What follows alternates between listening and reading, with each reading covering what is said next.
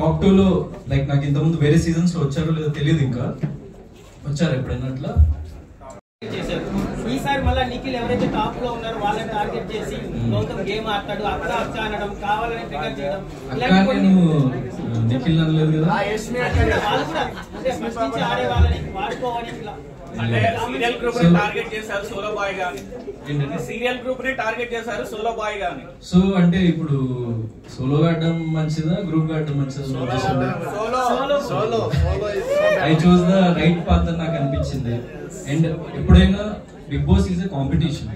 So మనకి ఎక్కడైతే తప్పు జరుగుతుంది అని అనిపించిందో అక్కడ మనం నిలబడి ప్రశ్నించాలి. సో అలా నాకు ఎక్కడైతే తప్పు అనిపించిందో ప్రశ్నించినా, ఎక్కడైతే తప్పు జరుగుతుంది అని అనిపించిందో, ఎందుకంటే అక్కడ చాలా సార్లు నా మీదకి కూడా వచ్చింది. So I was getting affected in few situations.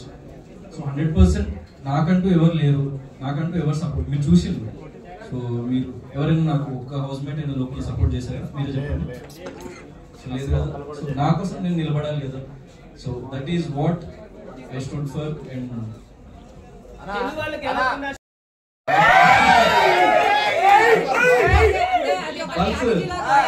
అది అదొక power.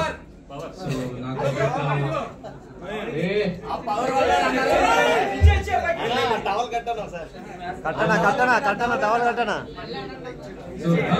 So it's not about fans or anything. నాకు అంటే మన వేషధారణలో మన సంస్కృతి అనేది ఉట్టిపడుతుంది. So it's not about just about Pawan అన్న, it's about a common man. ఒక కామన్ మ్యాన్ బలం, ఒక కామన్ మ్యాన్ గా మనం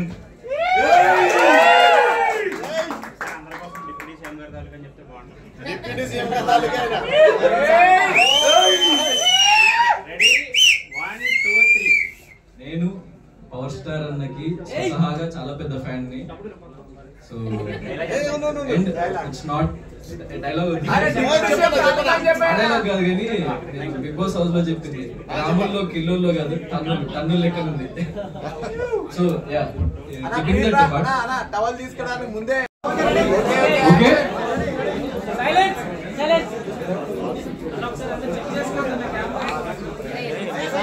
అడిగిన క్వశ్చన్ నాకు అర్థమైంది. సో యాక్చువల్లీ బయట ఉండి ఇన్ని రోజులు అబ్జర్వ్ చేసి బయట ఏం జరుగుతుందో మీకే ఇంకా క్లియర్ గా తెలుసు నాకంటే. నాకు జస్ట్ కొద్ది గంటలే అయింది అసలు బయట ఏం జరుగుతుందని. సో ఇంకా కంప్లీట్ గా డైజెస్ట్ కూడా అవ్వలేదు. ఏం జరుగుతుందన్న విషయం నాకు ఇంకా క్లారిటీ కూడా కంప్లీట్ గా రాలేదు. నేను మళ్ళీ దీని మీద నేను ఇంకా క్లియర్ గా నా క్లారిటీ వచ్చినప్పుడు నేను ఇంకా మంచి ఒపీనియన్ ఇవ్వగలుగుతా. So I'm being genuine. మీకు నిజంగా నేను విన్నర్ అనిపించుంటే I'm very very thankful and happy. ఎందుకంటే మీ అందరూ చాలా మంది మీడియాలో వచ్చింది కానీ యూట్యూబ్ లో కానీ నేను సోషల్ మీడియాలో చూస్తున్నా. ఇంకా అందరినీ కలవలేదు, ఏం జరుగుతుందన్న విషయం బయట నాకు తెలియలేదు. జస్ట్ కొద్ది గంటలే అయింది కాబట్టి నేను ఈరోజు మార్నింగే వచ్చినప్పుడు ఫోన్ కూడా ఇవ్వలేదు నాకు. సో నేను విన్నర్ అని అనుకున్న వాళ్ళు, నేను విన్నర్ అవుతాను నమ్మిన వాళ్ళు, yes I'm a winner in your hearts and I'm happy. ఎందుకంటే మీరు నమ్మిండ్రు కాబట్టి. సో ఎందుకంటే at the end of the day డబ్బు కన్నా కప్పు కన్నా ప్రేక్షకులు వాళ్ళ ప్రేమే ఎక్కువ ఇంపార్టెంట్ నాకు. వాళ్ళు ఇచ్చే రెస్పెక్ట్ ఎక్కువ ఇంపార్టెంట్ నాకు. అది నేను గెలుచుకున్నా. ఏ ఎక్స్టెంట్ వరకు నాకు ఇంకా తెలియదు, మీకే తెలియాలి. So I'm happy for that. Gautam garu, కొంతమంది మీ ఫ్యాన్స్ అండ్ ఆడియన్స్ మీరు గోల్డెన్ బ్రీఫ్ కేస్ తీసుకుంటే బాగుండు, కొంత ప్రైజ్ మనీ వచ్చేది, మీ నెక్స్ట్ మూవీస్ కి ప్రొడ్యూస్ చేయడానికి యూజ్ అయ్యేది కదా అని అనుకుంటున్నారు బయట. ఎందుకు తీసుకోలేదు గోల్డెన్ బ్రీఫ్ కేస్? లైక్ పెళ్ళైన వాళ్ళు కూడా వచ్చి యువర్ మై క్రష్ అంటారు. అదొక ఎదుటి వ్యక్తిని మనము కాంప్లిమెంట్ చేస్తున్నట్టు. So love is different. చాలా క్రష్ ఫ్రెండ్షిప్ తోనే స్టార్ట్ అయితే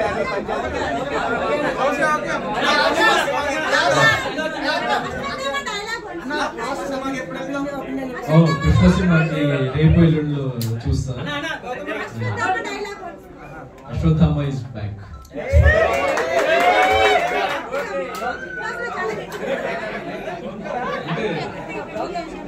డైలాగ్ పవర్ఫుల్ కదా, పవర్ఫుల్ గా చెప్పాల్సిన అవసరం లేదు.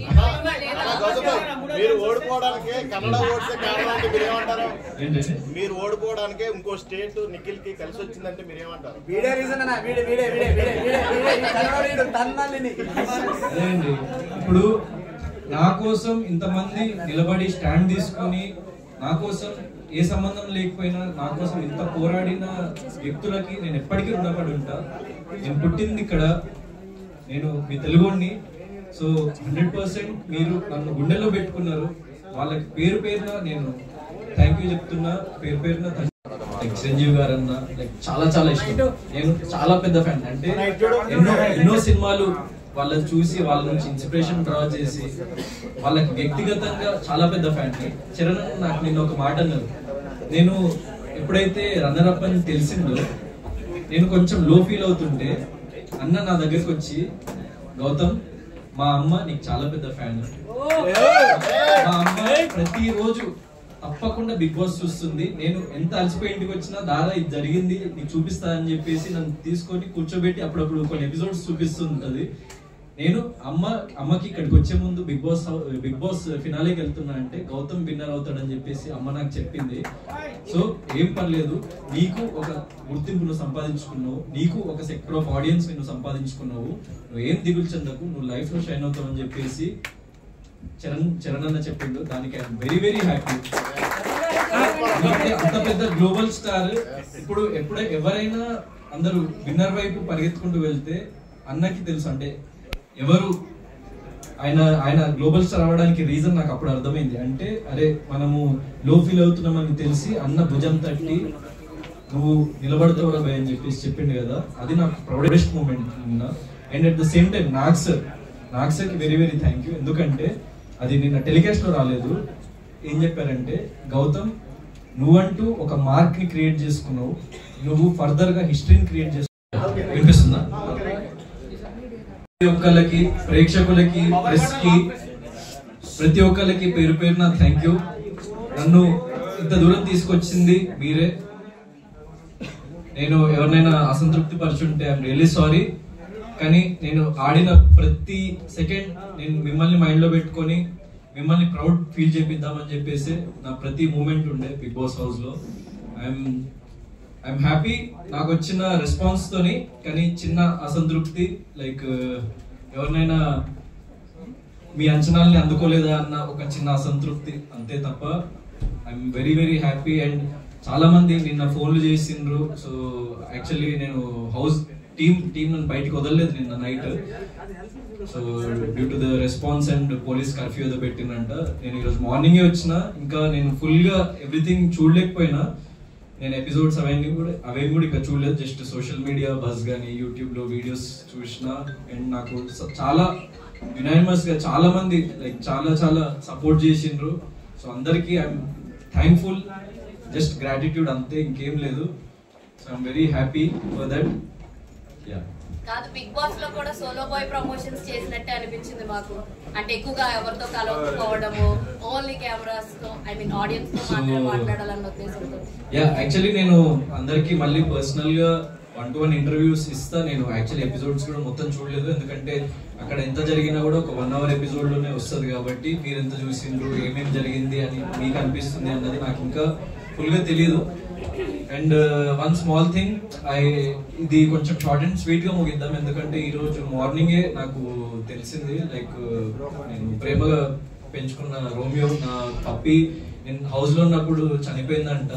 సో ఆ విషయం నాకు మొన్న ఫినాలే అప్పుడు కూడా లైక్ నిన్న చెప్పలేదు మా పేరెంట్స్. ఎందుకంటే నేను ఇక్కడ లో అయిపోతాను అని చెప్పేసి. నేను ఈరోజు ఇంటికి వచ్చి మధ్యాహ్నం ఇంటికి వచ్చిన తర్వాతనే నాకు తెలిసింది. నేను కానీ మీరందరూ వెయిట్ చేస్తున్నారు, మిమ్మల్ని వెయిట్ చేయనివద్దు, సో మిమ్మల్ని కలవాలి అని చెప్పేసి నేను రావడం జరిగింది, ఎంత లో ఉన్నా కూడా. సో నేను ఎపిసోడ్స్ అన్ని చూసి నేను మళ్ళీ ప్రతి ఒక్కరికి 1-to-1 ప్రతి ఒక్క క్వశ్చన్ కి ఆన్సర్ చేస్తా. కానీ సో సోలో అని అన్నారు కాబట్టి, అంటే like what ever I feel, అంటే వాట్ ఎవర్ నేను దేనికైతే స్టాండ్ తీసుకోవాలనుకున్నానో అది అర్థం చేసుకునే వాళ్ళు అర్థం చేసుకుంటారు, అర్థం చేసుకునే వాళ్ళు చేసుకోరు. ఆ విషయం నాకు తెలుసు. అందుకే నేను ఏదైతే సిద్ధాంతాన్ని నమ్మినో దానికోసం బలంగా నిలబడ్డా, అంతే. సో ఒపీనియన్ ఏం లేదు. నాకు వచ్చిన రెస్పాన్స్ పట్ల, నేను విన్నరని నమ్మిన ప్రతి ఒక్క ప్రేక్షకుల పట్ల నాకు గ్రాటిట్యూడ్ ఉంది తప్ప నేను లైఫ్ లో ఎప్పుడైనా నేను పక్కవారు విజయం సాధించినా నేను చింతించను.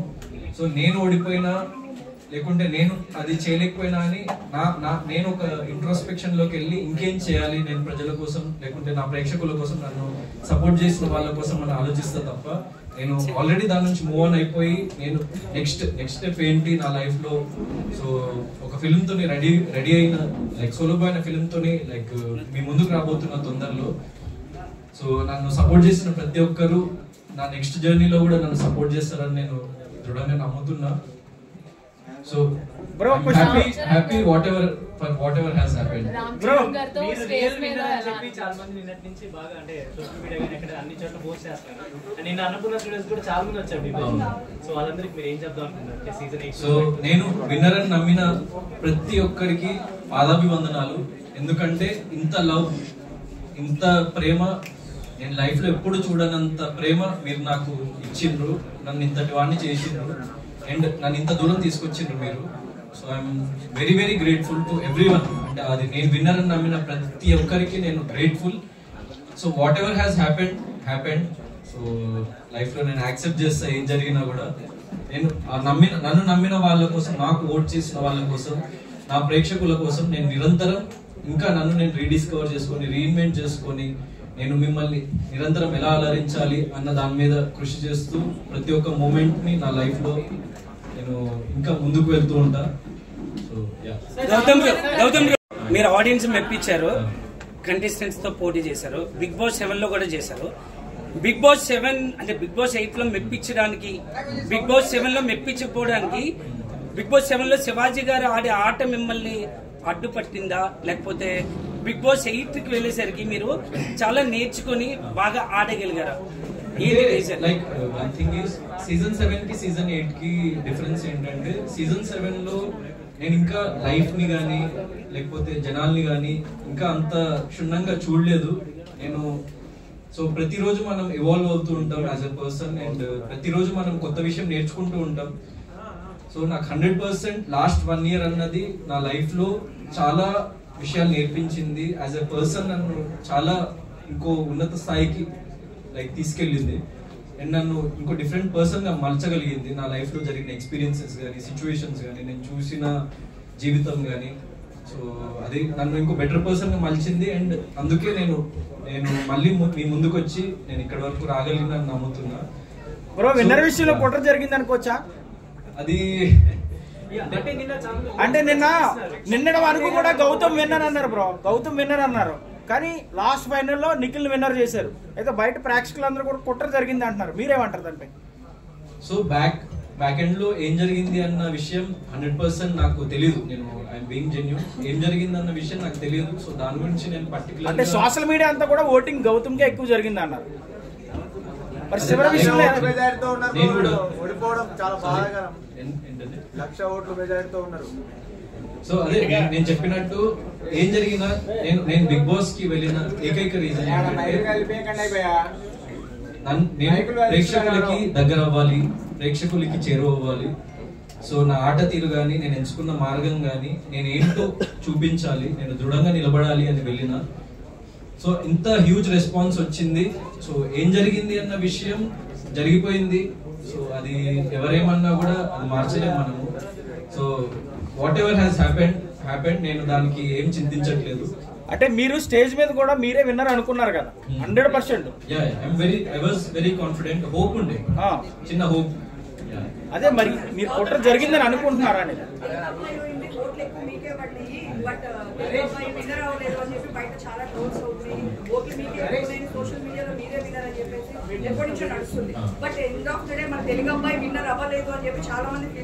అంటే ఇప్పుడు నేను బిగ్ బాస్ అక్కడ మైక్స్ కి అందించారు, లైవ్ లో ఆగిపోతున్నాయంట, మైక్ సౌండ్ డిస్టర్బెన్స్ వస్తుంది.